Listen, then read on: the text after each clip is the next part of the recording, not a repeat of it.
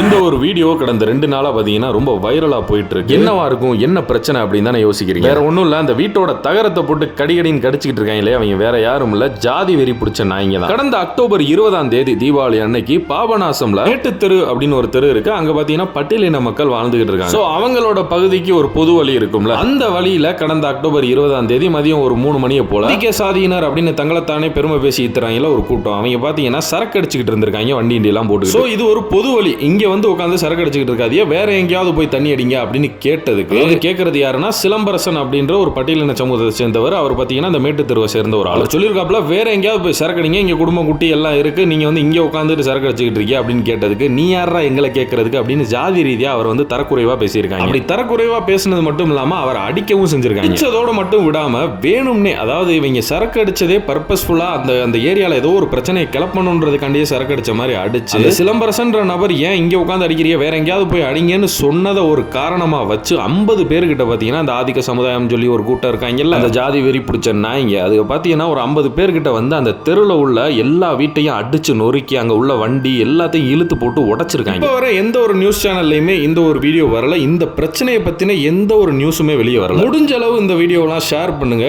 கண்டிப்பா இந்த மாதிரி பிரச்சனை பண்ணா அந்த தெருவுக்குள்ள இவ்வளவு பெரிய கலவரத்தை ஏற்படுத்தின அந்த ஜாதி வெறி பிடிச்ச நாய்ங்களுக்கு தக்க தண்டனை கிடைக்கும். வீடியோல சொன்ன மாதிரி தான் போலீஸ், சிஎம், அமைச்சர் யாரை வேணாலும் டேக் பண்ணுங்க. எப்படியாச்சும் ஒரு குறைஞ்சபட்ச ஜஸ்டிஸ் ஆகுது கிடைக்குதான்னு பார்ப்போம் இந்த ஒரு சம்பவத்துக்கு.